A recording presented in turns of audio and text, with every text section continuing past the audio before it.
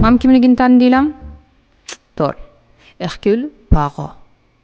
Bu asarni esa taniqli Agata Kristi detektivlar qirolichasi yozgan va u ham xiyonatga uchragan.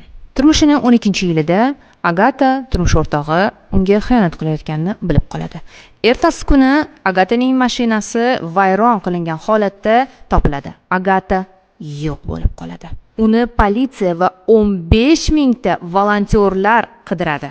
Turmush o'rtog'i esa tunda ma'shuqasi bilan bo'lganligi aniqlanadi va u birinchi gumonlanuvchiga aylanadi. Politsiya uni tinimsiz so'roq qiladi. Jurnalistlar izidan umuman qolmaydi.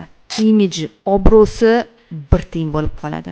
Agata esa 11 kundan keyin qimmatbaho otelda mazza qilib boshqa ism tagida dam olayotgan bo'lib topiladi. So'ng ular ajrashadi va Agata o'zidan 14 yosh kichkina bo'lgan arxeologga turmushga chiqadi va butun umr shu inson bilan sevilib yashaydi.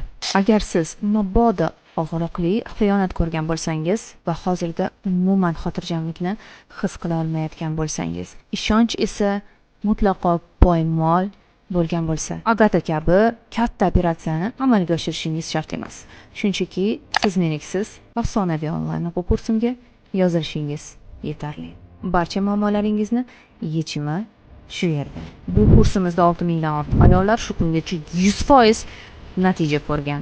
Ishonmasangiz, o'zingiz tekshirib ko'ring.